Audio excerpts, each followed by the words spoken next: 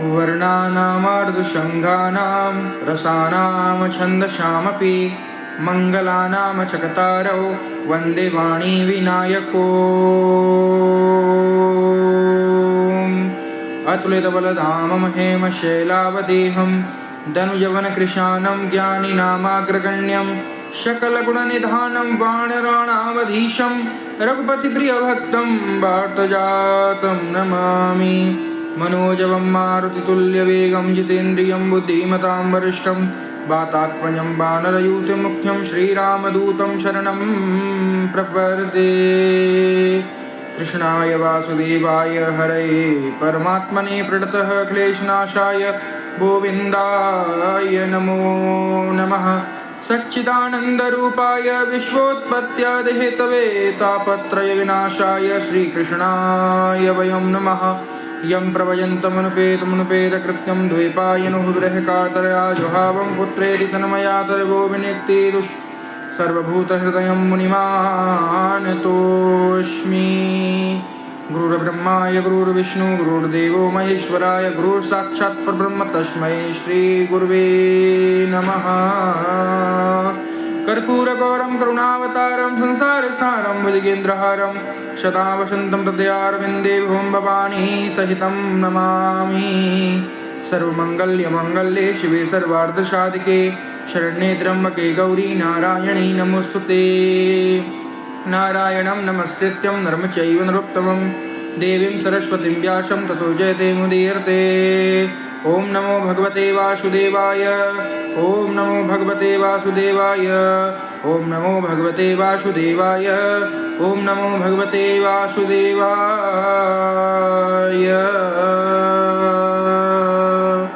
बोलिए आनंद कंद भगवान की जय। बोली लक्ष्मी नारायण भगवान की जय।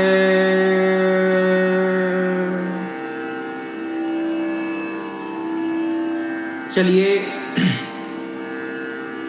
आज देवहूति का प्रसंग और भगवान कपिल द्वारा अपनी माता का समाधान, इसे आज श्रवण करें। देवहूति ने सोचा कि ऋषियों ने मुझसे कहा था कि बालक माता का उद्धार करने के लिए आया है, तो मैं कपिल भगवान से प्रश्न पूछूं जिसका वे अवश्य उत्तर देंगे। देवहूति ने कपिल भगवान के पास आकर उनसे कहा कि यदि आपकी अनुमति हो तो मैं आपसे प्रश्न पूछना चाहती हूँ। कपिल ने कहा, माता संकोच मत करो, तुम जो कुछ पूछना चाहती हो पूछो। माता देवहूति ने आरंभ से ही शरणागति स्वीकार कर ली। बिना ईश्वर का आसरा लिए जीव का उद्धार नहीं हो सकता। गीता में अर्जुन ने भी कहा है, पहले शरणागति स्वीकार की थी और भगवान से कहा था। इसी प्रकार यहाँ पर देवहूति माता कपिल देव भगवान को शरणागति भाव दे रही हैं। देवहूति ने पूछा, जगत में सच्चा सुख क्या है और जगत में सच्चा आनंद कहाँ है? नित्य आनंद कहाँ है जिसका नाश ना हो सके? ऐसा आनंद बताओ। अनेक बार इंद्रियों का लालन पालन करने में कोई सार नहीं है। इंद्रियों ने जो कुछ मांगा वह सभी मैंने दिया, फिर भी तृप्ति नहीं हुई है। इंद्रियां हर रोज नए नए विषय मांगती हैं, जीव को रस सुख की ओर खींचती हैं। आंखें रूपी सुख की ओर और त्वचा स्पर्श सुख की ओर खींचती हैं। कई लोग याद करते करते हैं कि 2 महीने से अमुक चीज खाई नहीं है, 2 महीने से वह चीज खाई नहीं है, ये तो वह याद रखते हैं, किंतु वही चीज आज तक कितनी बार खाई है यह याद नहीं रखते। खा पी कर जीवा को संतोष दिया नहीं, कि आंखें सताने लगेंगी कि 2 महीने से फिल्म नहीं देखी है। ऐसा सोच ही रहे होते हैं कि इतने में पत्नी कहती है, इतने में उसकी पत्नी कहती है, पास आस पड़ोस के लोग तो महीने में 4 बार फिल्म देखने जाते हैं, नई फिल्म तक उन्होंने देख ली, हम कब जाएंगे? रुपए पैसे खर्च करके फिल्म देखने के लिए अंधेरे में बैठते हैं। उन्हें सुधरा हुआ कहें या बिगड़ा हुआ, कुछ तो कहते हैं कि हम तो धार्मिक फिल्म देखते हैं। धार्मिक चित्र भी देखने चाहिए, क्योंकि राम का अभिनय करने वाला राम तो होता नहीं। राम का अभिनय करने वाला यदि पर स्त्री को काम भाव से देखता हो तो उसकी फिल्म क्यों देखी जाए? राम जैसा ही कोई पुरुष राम का अभिनय निभाए तभी अच्छा रहेगा। आप कहेंगे कि मैं कटु बातें कह रहा हूं, किंतु मैं तो जो देख रहा हूं वही कह रहा हूं। विलासी चित्र देखने से जीवन बिगड़ता है। एक स्थान पर शंकर स्वामी ने कहा है कि ये इंद्रियां चोर हैं, इंद्रियां तो चोर से भी अधिक बुरी हैं। चोर तो इसके घर में जिसके सहारे रहता है वह चोरी नहीं करता, जबकि इंद्रियां तो अपने पति के समान आत्मा को ही धोखा देती हैं। इसी प्रकार देवहूति कहती हैं कि इन चोर जैसी इंद्रियों से मैं कुता गई हूं। मुझे बताओ कि जगत में सच्चा सुख सच्चा आनंद कहाँ है और उसे पाने का समाधान कौन सा है? कपिल भगवान को आनंद हुआ, वे बोले माता जी किसी जड़ में आनंद नहीं, किसी जड़ में आनंद नहीं रहा। आनंद तो परमात्मा का स्वरूप है। अज्ञान बस जीव जड़ वस्तु में आनंद ढूंढता है, जड़ वस्तु में आनंद नहीं है। जड़ वस्तुओं में क्या है? आनंद नहीं रह सकता। संसार के विषय सुख तो देते हैं किंतु आनंद नहीं देते। जो तुम्हें सुख देगा वही तुम्हें दुख भी देगा, किंतु भगवान हमेशा आनंद ही देंगे। आनंद परमात्मा का स्वरूप है। संसार का सुख खुजली चमड़ी की एक बीमारी जैसा है कि जब तक आप खुजलाए रहते हैं तब तक अच्छा लगता है, किंतु खुजाने से नाखून में रहे हुए जहर के कारण खुजली का रोग बढ़ता जाता है। सर्वोत्तम मिठाई का स्वाद भी गले तक ही रहता है। जगत के पदार्थों में आनंद नहीं है, उसका भास मात्र है। यह जगत दुख रूप है। गीता जी में भी कहा है अनित्यं सुखं लोकमिमं प्रयोयं भजश्यामं। भगवान कहते हैं हे अर्जुन, क्षण विंगुर और सुख रहित इस जगत को और मनुष्य शरीर को प्राप्त करके तू मेरा ही भजन कर। आरंभ में जड़ वस्तु में सुख का अनुभव होता है, किंतु वह सुख विषय ही है। विषयों और इंद्रियों के संयोग से जो सुख उत्पन्न होता है वह आरंभ में भोग काल में तो अमृत जैसा लगता है, किंतु परिणाम की दृष्टि से तो वह विष समान ही रहता है। इसी कारण से इस सुख को राजस कहा गया है। इंद्रियों को सुख से तृप्ति नहीं होती। विवेक रूपी धन का हरण करके इंद्रियां जीव को संसार रूपी नरक में फेंक देती हैं। बाहर के विषयों में ना तो आनंद है और ना तो सुख। आनंद बाहर नहीं है, आनंद तो अपने अंदर है। परमात्मा है वह अंदर है। आनंद अविनाशी अंतर्यामी का स्वरूप है। आगे कपिल देव भगवान कहते हैं, हे माता, यदि शरीर में आनंद होता है, यदि शरीर में आनंद होता तो उसमें से प्राणों के निकल जाने के बाद भी लोग उसे सजाकर अपने पास रखते। विषय जड़ है, जड़ पदार्थ में आनंद रह नहीं सकता। चैतन्य के स्पर्श के कारण ही जड़ पदार्थ में आनंद सा प्रतीत होता है। तो शरीरों के स्पर्श से सुख नहीं मिलता, किंतु दो प्राणियों के एक होने से आनंद का अनुभव होता है। यदि दो प्राणियों के इकट्ठे होने पर सुख मिलता है तो जिसमें अनेक प्राण समाये हुए हैं, ऐसे परमात्मा के मिलन से कितना अधिक आनंद होता होगा। बाहर के विषयों में आनंद नहीं है, बाहर के विषयों में आनंद नहीं है, किंतु चित्त में, मन में आत्मा का प्रतिबिंब पड़ने से आनंद सा अनुभव होता है। इंद्रियों को मनचाहा पदार्थ मिलने पर वे विषयों में तृप्त हो जाती हैं, अंत कुछ समय के लिए एकाकार होता है। इस समय चित्त में आत्मा का प्रतिबिंब पड़ता है, जिससे आनंद का भास होता है। जगत के विषयों में जब तक मन फंसा हुआ है तब तक आनंद नहीं मिल सकता। आनंद आत्मा का उसी प्रकार सहज स्वरूप है जिस प्रकार शीतलता जल का सहज स्वरूप है। आत्मा आनंदमय है। आत्मा और परमात्मा का मिलन ही परमात्मा है। भगवान में मन फंसे और डूबने लगे तभी आनंद मिलता है। बार बार अपने मन को तुम समझाओ कि संसार के जड़ पदार्थों में सुख नहीं है।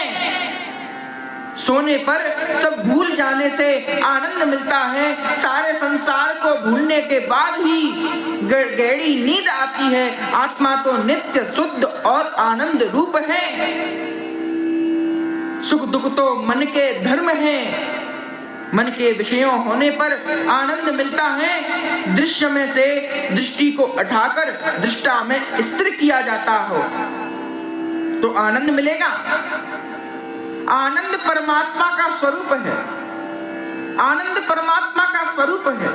उस परमात्मा के स्वरूप को धारण करेंगे तो आनंद हृदय में अपने आप आएगा। और संसार के सुखों को धारण करेंगे तो आनंद क्षण भर के लिए तो आएगा, फिर चला जाएगा। और परमात्मा रूपी तत्व को धारण करोगे तो जिंदगी भर वही आनंद मना रहेगा। आगे कपिल भगवान कहते हैं, माता जी, यदि विषयों में ही आनंद समाया हुआ हो तो सभी को सदा एक समान आनंद मिलना चाहिए।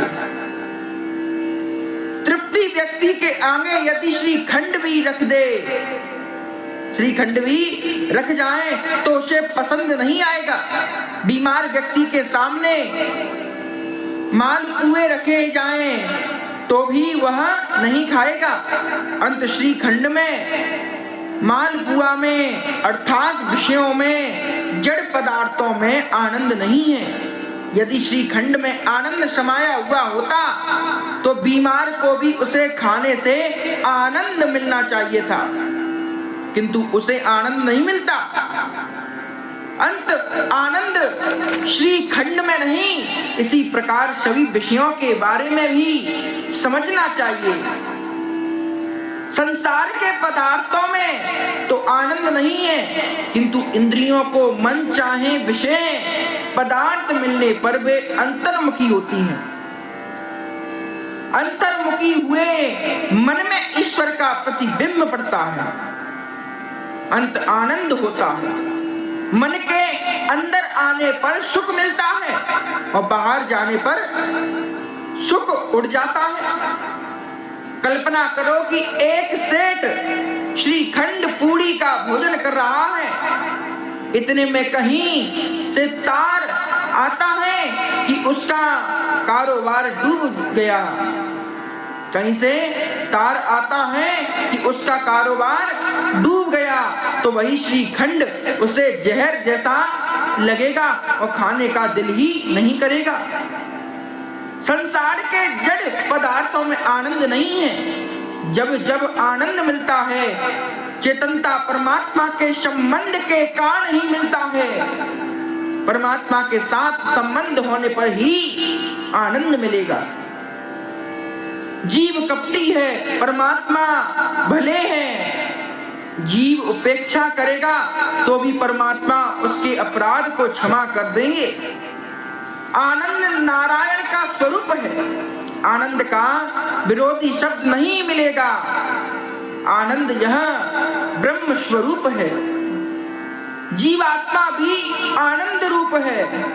अज्ञान के कारण जीव आनंद को ढूंढने के लिए बाहर जाता है। बाहर का आनंद लंबे समय तक टिक नहीं सकता। आत्मा के लिए कोई वास्तविक सुख दुख नहीं है। सुख दुख मन में ही होते हैं। सुख दुख मन का धर्म है। जन्म मरण शरीर का धर्म है। मुख और प्यास, भूख और प्यास आत्मा के धर्म है। मन में सुख दुख होने पर आत्मा कल्पती है कि मुझे दुख होता है। मन पर हुए सुख दुख का आरोप अज्ञान से आत्मा अपने पर करती है। परमात्मा स्वरूप में अधापि के कारण सुख दुख का भास होता है। आत्मा स्पष्टिक वाणी जैसी श्वेत शुद्ध है, जिसमें विषयों का प्रतिबिंब पड़ने से मन के कारण आत्मा मनती है कि जिसे दुख सुख हुआ है। स्फुटिक मणि के पीछे जिस रंग का फूल रखेंगे वैसा ही वह दिखेगा। वह रंग स्फुट का नहीं फूल का ही है। स्फाटक मणि श्वेत है, जिसके पीछे लाल गुलाब का फूल रखेंगे तो वह लाल दिखेगा। गुलाब के संसर्ग से वह लाल हो जाता है और जल में चंद्रमा का प्रतिबिंब पड़ता है। जल के हलचल करने के कारण वह प्रतिबिंब भी हलचल करता है, कंपित होता है, किंतु वास्तव में चंद्रमा पर उसका कुछ भी प्रभाव नहीं पड़ता। इसी तरह देह आदि के धर्म स्वयं ना होते हुए भी जीवात्मा उन्हें अपने में कल्पित कर देती है।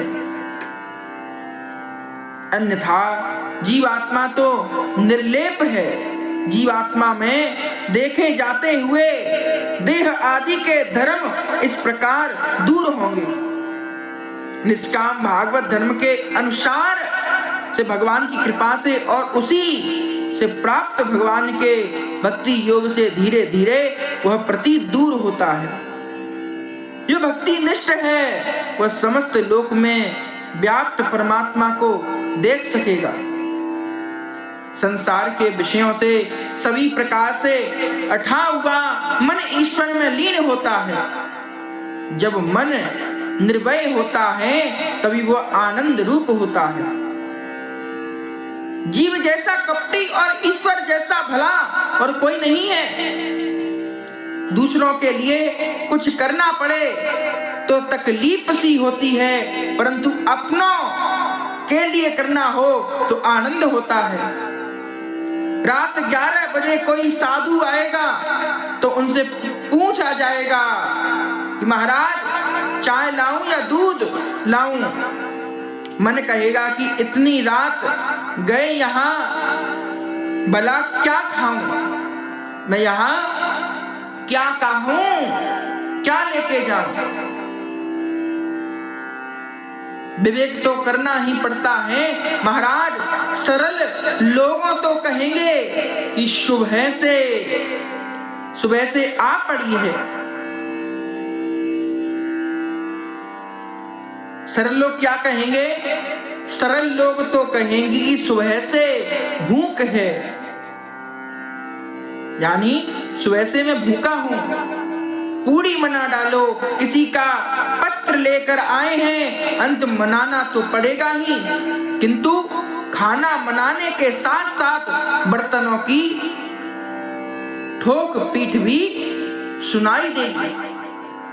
पर यदि नहर से अपने भाई आएंगे और कहेंगे कि मैंने नाश्ता कर लिया है, अंत भूख नहीं है, फिर भी वह कहेगा कि नहीं, तू भूखा होगा। मैं अभी हलवा पूड़ी मना देता हूँ, कोई देरी नहीं होगी। अपने भाइयों को तो हलवा पूड़ी खिलाएंगे और महाराज को चाय से ही टाल देंगे। ये सब मन का खेल है, मन बड़ा कपटी है। मेरा और तेरा का खेल इस मन से ही रचा है। सचमुच मन ही बंधन और मोक्ष का कारण है। आगे कपिलदेव भगवान कहते हैं, माता, मन को ही इस जीव का बंधन और मोक्ष का कारण माना गया है। मन जो विषयों में आसक्त हो जाए तो वह बंधन का कारण बनता है, और वही मन यदि परमात्मा में आसक्त हो तो मोक्ष का कारण बन जाता है। कि चैतन्य खलवंश्यं बंधायं मुक्तये चात्मनो मतम् वृणुष्वं संख्यं बद्यं व्रतं वापिष्यं महत्तये। भगवान मनुष्य का शरीर या घर नहीं बल्कि हृदय देखते हैं। मन विशाल हो तो भगवान आते हैं। मन में छिपी हुई अहमता, ममता, अपने पराये की भावना ही मन को दुख करती है। मन के ये धर्म आत्म स्वरूप में भासमान होने के कारण आत्मा स्वयं को दुखी, सुखी दुखी मानती है। परमात्मा वास्तव में वह आनंद स्वरूप है। मन के सुधरने पर सब कुछ सुंदरता है और मन के बिगड़ने पर सब कुछ बिगड़ता है। सुख दुख के दाता है अहम, मान्यता और ममता, उन्हें छोड़ देने पर ही आनंद रूप मिलता है। पाप करने के लिए किसी को प्रेरणा देने की जरूरत नहीं है, किंतु पुण्य करने के लिए प्रेरणा देनी पड़ती है। मन अधोगामी है। मनुष्य का मन पानी की भांति गड्ढे की ओर बढ़ता है। जल की तरह मन भी अधोगामी है। जल भी जल की भांति मन का स्वभाव भी ऊपर नहीं खींचने की ओर जाने का है। इस मन को ऊपर चढ़ाना है, उसे परमात्मा के चरणों तक ले जाना है। यंत्र के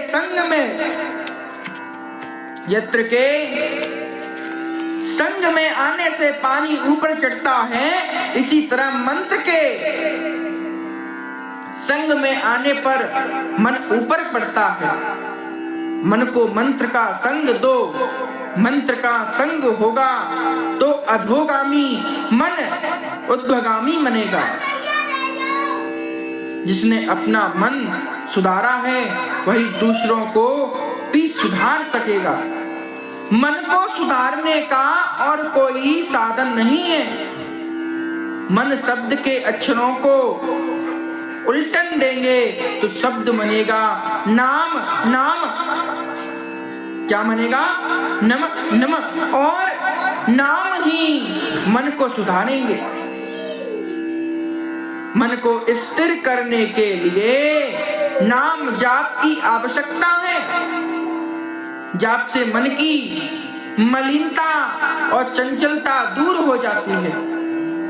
अंत किसी भी मंत्र का जाप करो, संसार के विषयों के संग से बिगड़ा हुआ मन ईश्वर का ध्यान करने से सुंदरता है। सभी के अंतर में परमात्मा है, फिर भी वे सभी का दुख दूर नहीं करते हैं। अंदर विराजे हुए चैतन्य स्वरूप परमात्मा मन बुद्धि को प्रकाश देते हैं। भगवान का स्वरूप ऐसा तेजमय है कि हम जैसे साधारण जीव उन्हें देख नहीं पाते। भगवान का निर्गुण स्वरूप सूक्ष्म होने के कारण दिखाई नहीं देता और भगवान का सगुण स्वरूप तेजोमय है, अंत वह भी नहीं दिखता। इस कारण से हम जैसों के लिए भगवान का नाम स्वरूप मंत्र स्वरूप ही इष्ट है। भगवान चाहे स्वयं को छुपा ले किंतु अपने नाम को नहीं छिपा सकते। नाम स्वरूप प्रकट है, अंत परमात्मा के किसी नाम स्वरूप का दृढ़ मन से आश्रय ले लो। मंत्र के बिना मन शुद्धि नहीं हो सकती। बिगड़ा हुआ मन धन्य के साथ तप करने से सुधरेगा। वासना का नाश वासना से ही करना पड़ता है। आसक्ता वासना का विनाश सद्भावना से ही होगा।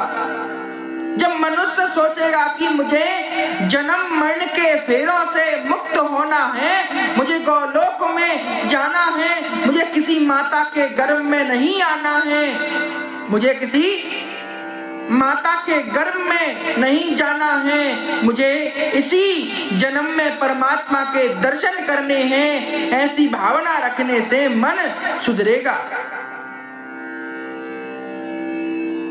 कंठ कांटे से निकलता है, कांटा कांटे से निकलता है, इसी तरह वासना ही वासना को निकालना बाहर करती है।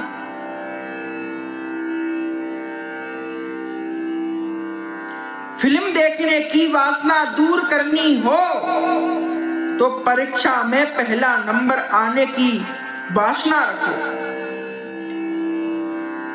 ऐसी भावना से अध्ययन में रुचि पैदा होगी और अध्ययन की रुचि से फिल्म देखने की वासना छूट जाएगी।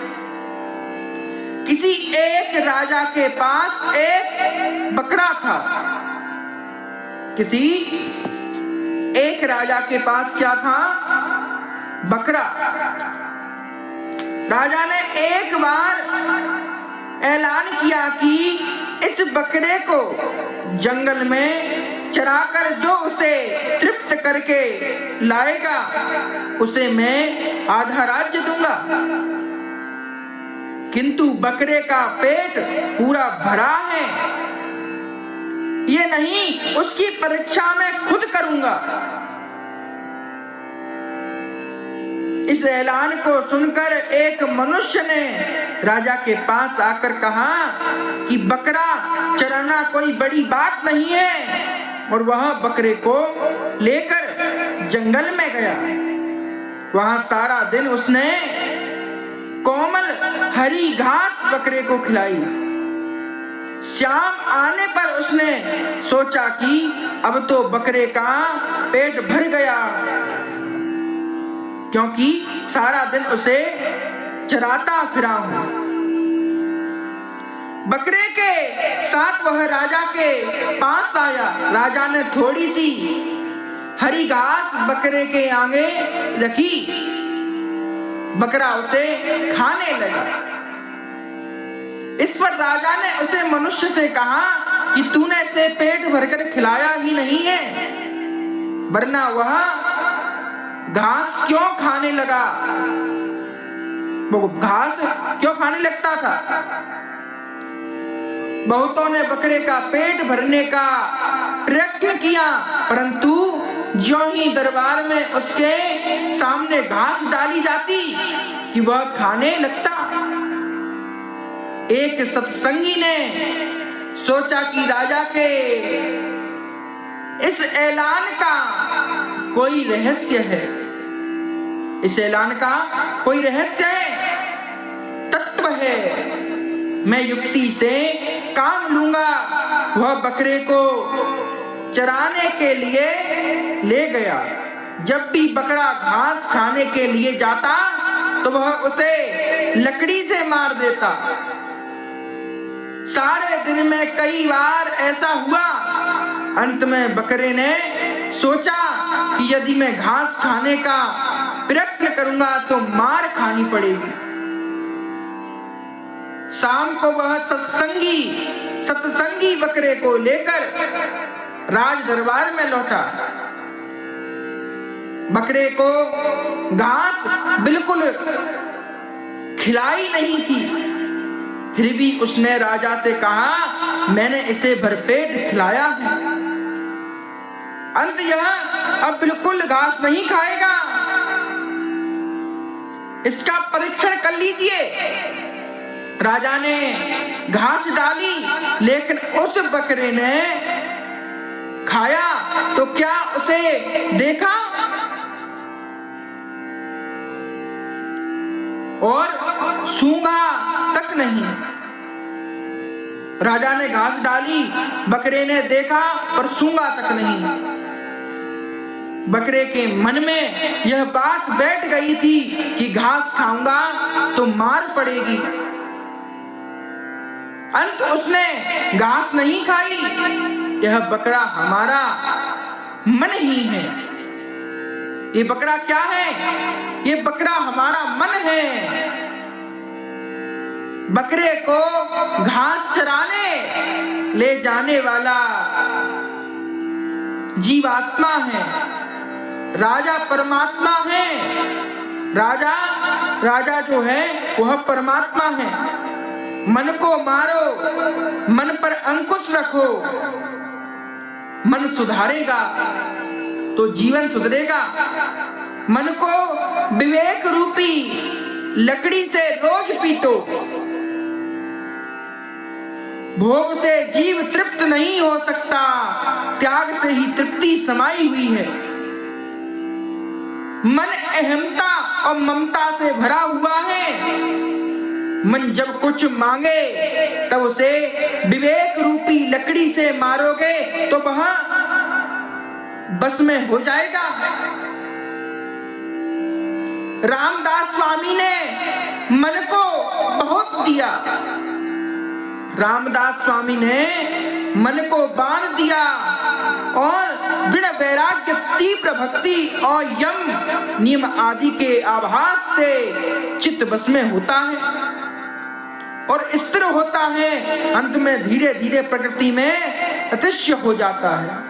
पृथ्वी में प्रकृति में अदृश्य होती जाती है। संसार पर वैराग्य लाने का एक यही उपाय है। जो संसार में वैराग्य लाता है वो यही उपाय है कि जन्मं मृत्यु जरा व्याधिम खदोष्ण दर्शनम। इस जगत में सुखी होने के दो ही मार्ग हैं, एक ज्ञान मार्ग और दूसरा भक्ति मार्ग। ज्ञान मार्ग कहता है कि सब कुछ छोड़कर परमात्मा के पीछे पड़ो, और बिना वैराग्य के ज्ञान नहीं मिलता। ज्ञान मार्ग में वैराग्य मुख्य है, जिसमें सब कुछ छोड़ देना पड़ता है। ज्ञानी सब कुछ छोड़कर एक भावना को ही पकड़े रहता है। इस मार्ग में त्याग मुख्य है। इस मार्ग के आचार्य शिवजी हैं। सर्वस्व का त्याग उपेक्षा तो बेहतर है कि सभी कुछ में ईश्वर है, ऐसा मानकर सभी से विवेक रूपी प्रेम करो। इस मार्ग में भागवत स्वभाव रखकर समर्पण करना चाहिए। इस भाव में भागवत जी का स्वभाव कर कर समर्पण का भाव होना चाहिए। भक्ति मार्ग में कुछ भी छोड़ने की बात नहीं है। वैष्णव कहेगा कि केले के छाल में भी भगवान है। वैष्णव कहेगा कि केले की छाल में भी भगवान है, मैं उसे गाय को खिलाऊंगा। भक्ति मार्ग में समर्पण मुख्य है। जिस मार्ग के आचार्य श्री कृष्ण हैं, भगवान श्री कृष्ण हर किसी पर प्रेम रखते हैं। इस मार्ग में हर किसी के साथ प्रेम करना होता है। भगवान जैसा प्रेमी ना तो कोई हुआ और ना कोई होगा। एक बार भृगु ऋषि बैकुंठ में गए। एक बार भृगु ऋषि बैकुंठ में गए। भगवान सो रहे थे। लक्ष्मी जी ने चरण सेवा कर रही थी। भृगु को लगा कि यह तो कोई विलासी लगता है, ऐसे बड़ा देव कौन रहे, ऐसा बड़ा देव कौन कहे। ऋषि तो परीक्षा करने ही आए थे। अंत उन्होंने सोए हुए भगवान की छाती पर लात मार दी। भृगु ऋषि ने लात मारी, किंतु उस लात मारने वाले से भी मेरा कन्हैया तो प्रेम करता है। भगवान ने ऋषियों से कहा, मेरी छाती बड़ी कठोर है और आपके चरण कोमल हैं।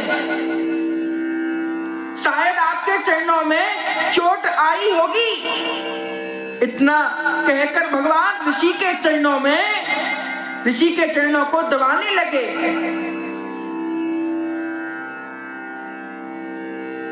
कोई जगत में ऐसा प्रेम करने वाला दूसरा विष देने वाले से भी कन्हैया प्यार करता है। लक्ष्मी जी को बुरा लगा। वे बोली, ऐसी भी कहीं परीक्षा हो सकती है? परीक्षा करने का यह ढंग अच्छा नहीं है। मैं ब्राह्मणों के घर नहीं जाऊंगी। लक्ष्मी ने ब्राह्मणों को त्याग दिया। इसलिए सामान्यतः ब्राह्मण गरीब रह गए हैं। ज्ञानी मानते हैं कि जब से यहाँ शारीरिक संबंध हुआ है तब से इसी से दुख हुआ है। अंत वे शरीर से प्रेम नहीं करते। प्रेम करना ही है तो सबसे प्रेम करो, किसी से भी प्रेम नहीं करना।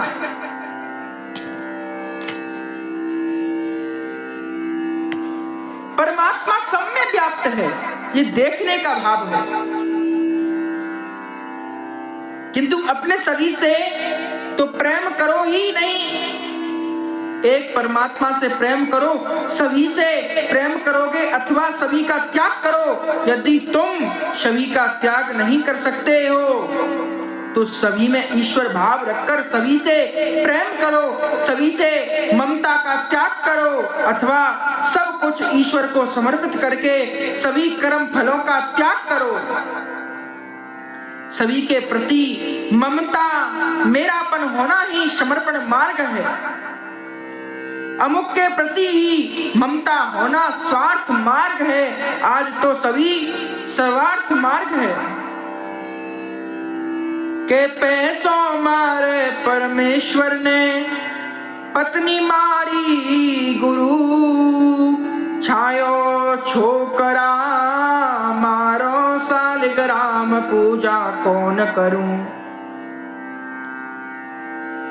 के पैसों मारो परमेश्वर ने, पैसा मार दे परमेश्वर ने,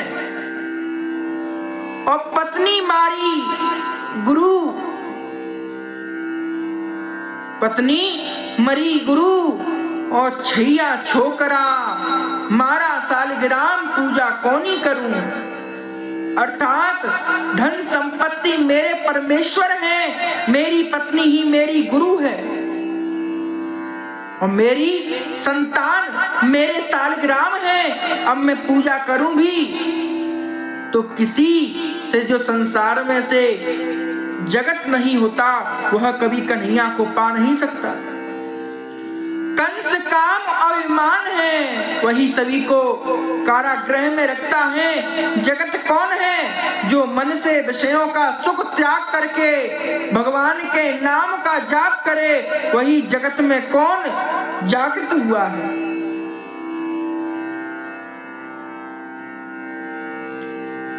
तुलसीदास जी कहते हैं, जानिए तब ही जीव जग जागा, जब सब विषय विलास विरागा, जानिए तब ही जीव जग जागा, जब सब विषय विलास विरागा। जब सभी विषय विलास के प्रति वैराग्य उत्पन्न हो जाए, तब मानो कि वह जीव जगा है। आगे कपिल भगवान कहते हैं, माताजी यह मन अनादिकाल से संसार में भटकता आया है। सत्संग से मन सुधरता है, वासना का त्याग करने से मन सुधरता है।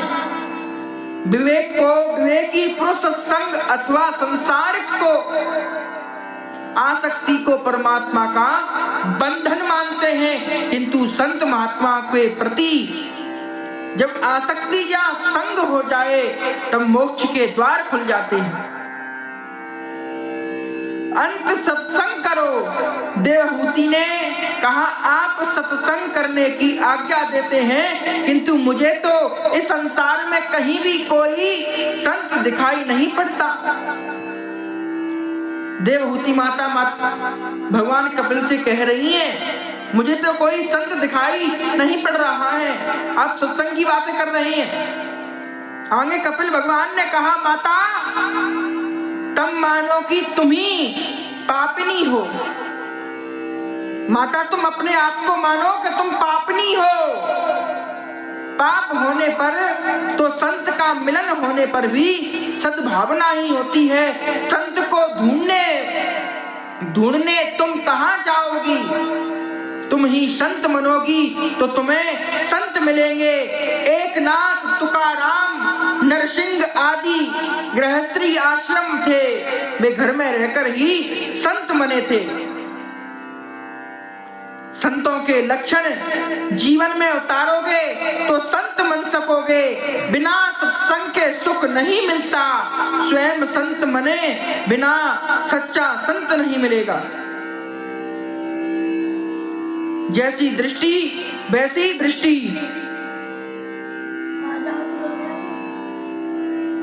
जैसी दृष्टि वैसी वृष्टि। श्री कृष्ण अर्पणो वस्तु। संतों के क्षण जीवन में उतारोगे तो संत बन सकोगे। बिना सत्संग के सुख नहीं मिलता।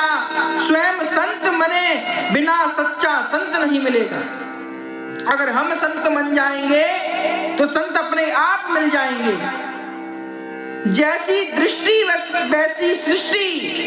क्रोध के कारण हनुमान जी को श्वेत फूल लाल दिखाई दिए थे। हनुमान जी महाराज को अपने क्रोध के कारण जो श्वेत पुष्प था, क्रोध के कारण उनको लाल दिखाई पड़ने लगे थे।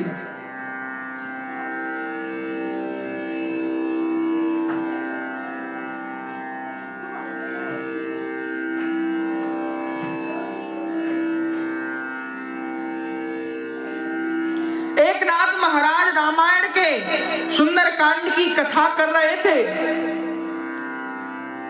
एक सुंदर हनुमान जी को माता सीता की पर भक्ति के दर्शन हुए हैं।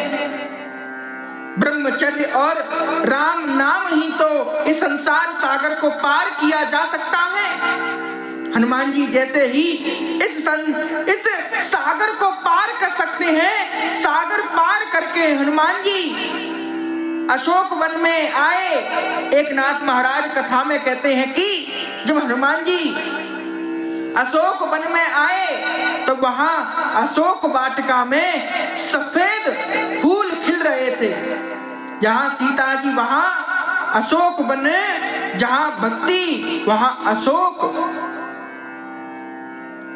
शोक का अभाव हनुमान जी वहां कथा करने के लिए आए थे। उन्होंने प्रकट होकर विरोध करते हुए कहा कि महाराज आप गलत कह रहे हैं।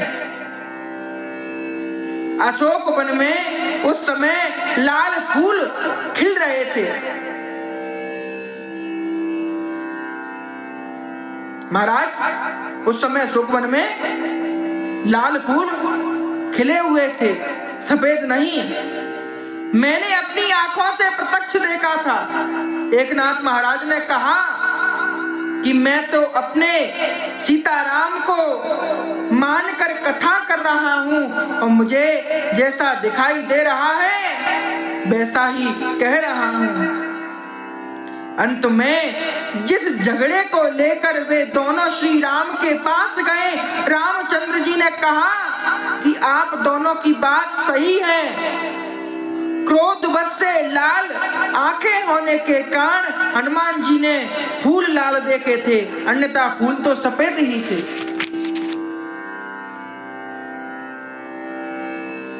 जिसकी दृष्टि जैसी होगी उसे वैसी ही सृष्टि दिखाई देगी।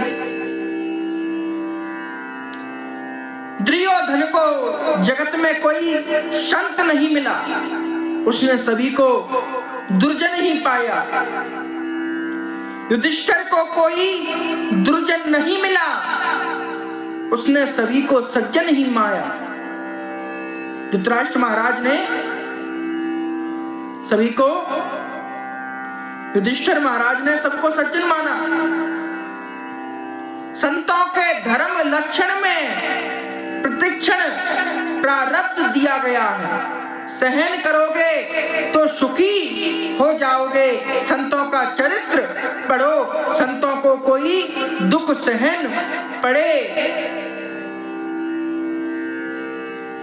संतों को कितने दुख सहने पड़े हैं, किंतु उन दुखों का संतों पर कुछ असर नहीं होता। अतिशय सहन करें वही संत है। एकनाथ महाराज पंडर में रहते हैं। पंढरपुर में एकनाथ महाराज रहते थे। गोदावरी नदी की ओर जाने वाले मार्ग पर एक पाठन रहता था। कौन रहता था? पाठन रहता था। एकनाथ महाराज उसी रास्ते से स्नान करने के लिए जाते थे। वहां पाठन महाराज को बहुत सताता था, किंतु महाराज सभी कुछ सहते रहते थे। एक दिन उस पाठन ने सोचा कि यह ब्राह्मण क्रोधित नहीं होता है, तो आज मैं इसे क्रोधित करके ही रहूंगा। महाराज स्नान करके वापस आ रहे थे तो उस पाठन ने महाराज पर थूका, महाराज के ऊपर थूका। महाराज दूसरी बार स्नान करके गए, फिर उसने थूका। महाराज पर थूकना कई बार ऐसे होता रहा, किंतु महाराज क्रोधित हुए ही नहीं। गोदावरी से कहने लगे कि तेरी कृपा से, हे मां, तेरी कृपा से मुझे कई बार स्नान करने का फल मिला है। मुझे बार बार स्नान करने का, तुझे बार बार मुझे बुलाने का मुझे फल मिला है। वह पाठन चाहिए दुर्जनता करता रहे, मैं अपनी सज्जनता नहीं छोड़ना चाहता। पाठन ने 108 बार महाराज पर थूका और उतनी ही बार महाराज ने गोदावरी में स्नान किया। अंत में वह पाठन लज्जित हुआ। उसने महाराज के पांव छुए और क्षमा मांगी। उसने कहा, महाराज आप संत हैं, ईश्वर हैं, मैं आपको पहचान ना सका। महाराज ने उत्तर दिया कि क्षमा का कोई सवाल नहीं है, तुम्हारे कारण तो आज मुझे 108 बार गोदावरी स्नान का पुण्य मिला है। कोई तो एक बार स्नान कर कर आ जाता है गंगा जी यमुना जी में।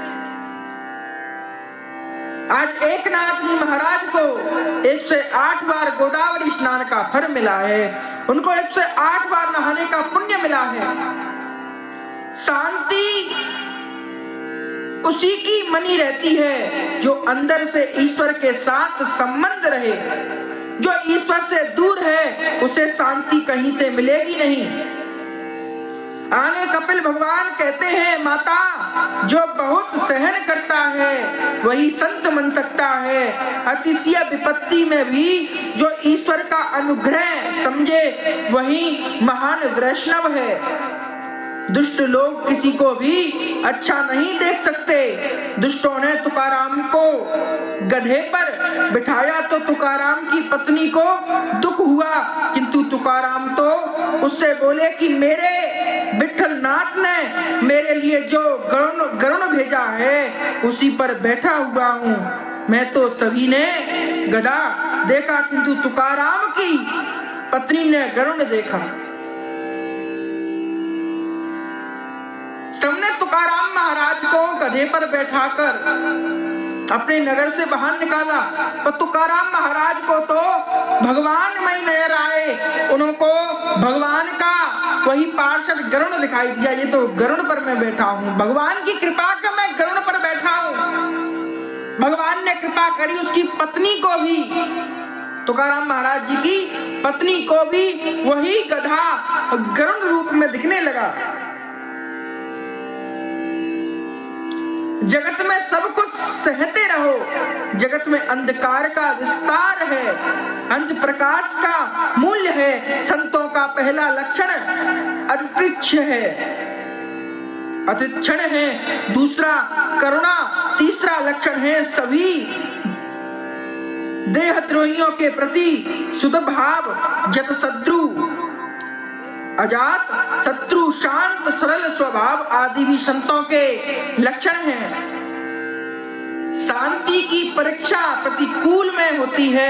अर्थ धन संपत्ति से तो प्रतिदिन संबंध रखते हैं, किंतु उसके साथ साथ परमात्मा से भी संबंध रखेंगे तो संपत्ति भी मिलेगी।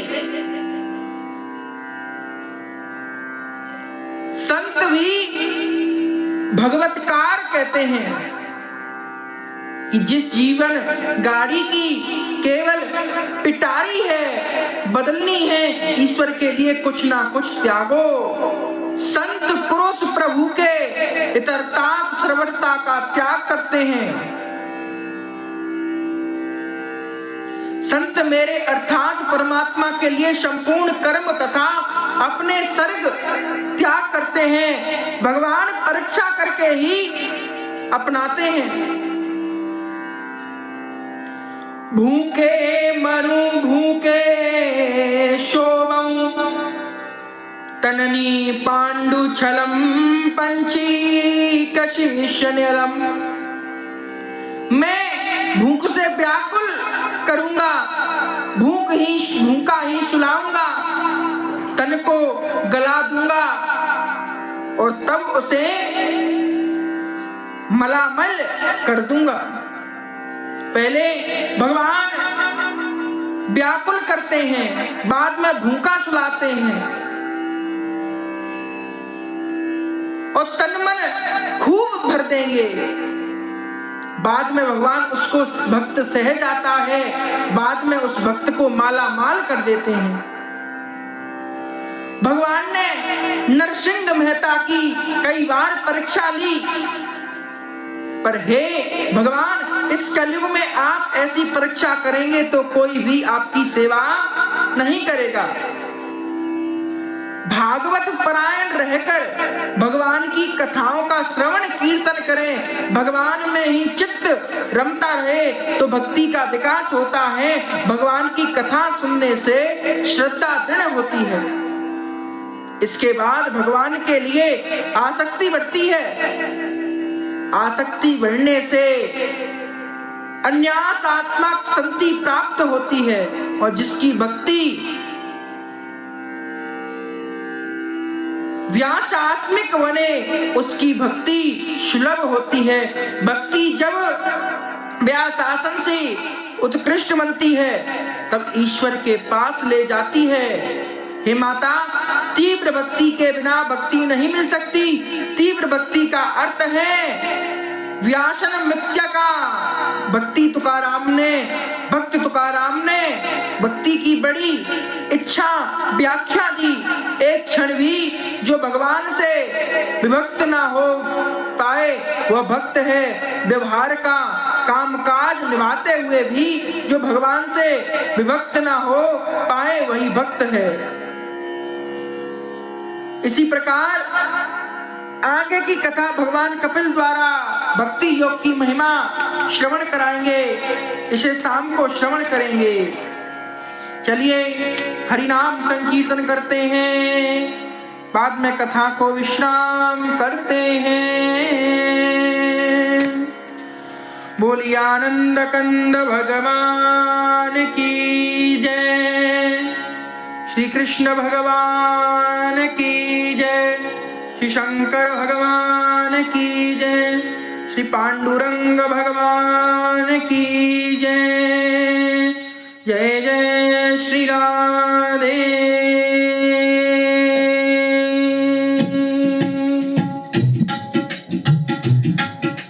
श्री कृष्ण गोविंद हरे मुरारी, हे नाथ नारायण वासुदेवा।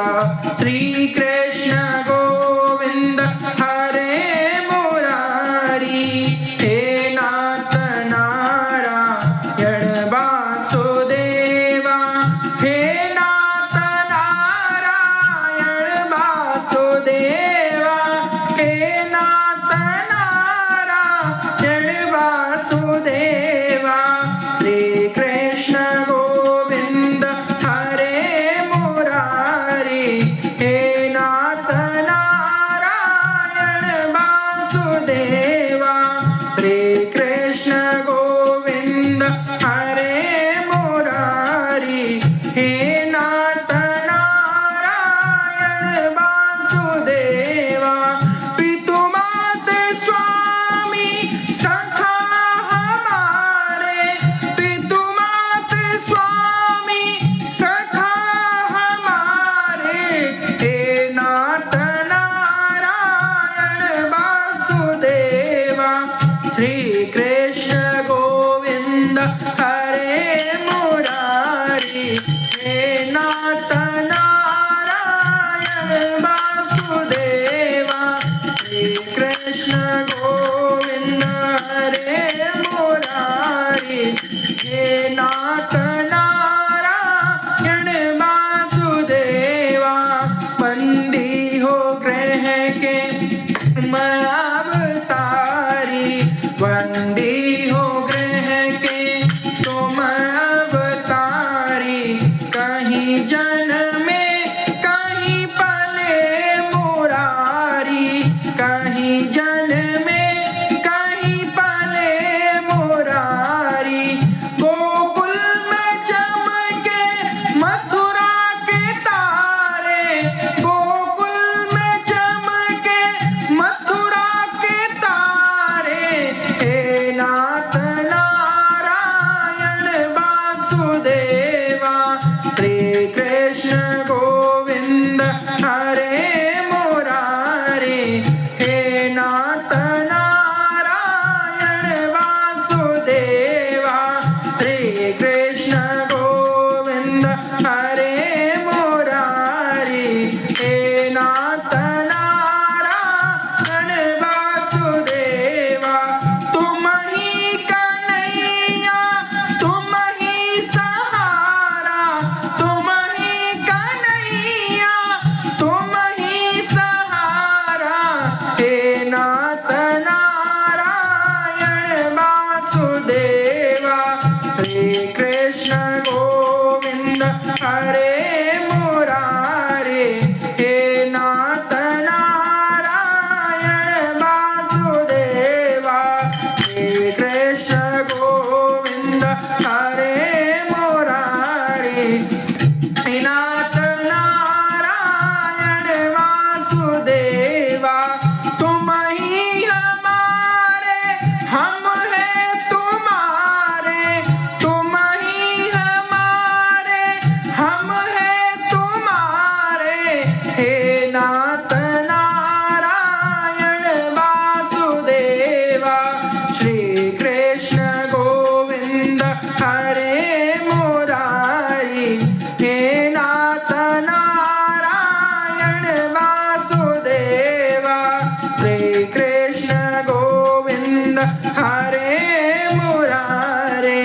हे नाथ नारायण वासुदेव।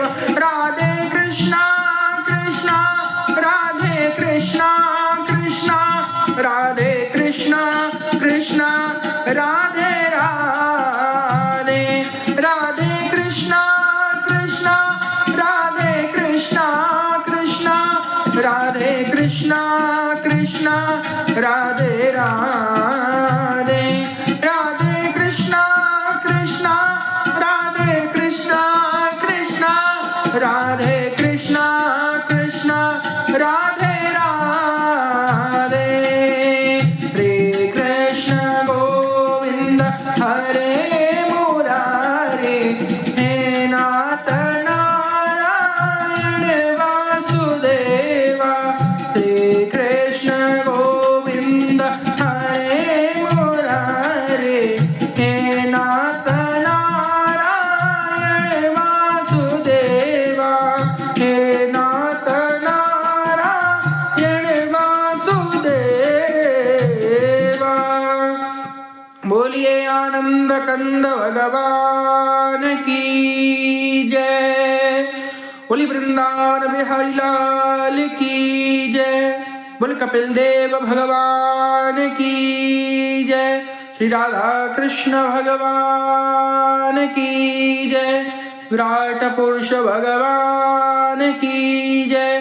काशी विश्वनाथ महादेव की जय। श्री अयोध्या राम लला सरकार की जय। श्री हनुमान जी महाराज की जय। श्री व्यास जी महाराज की जय। श्री सुखदेव जी महाराज की जय। श्रीमद्भागवत भगवान की जय। जय जय श्री राधे श्याम। जय जय श्री राधे श्याम। जय जय श्री राधे श्याम। हरि ओम।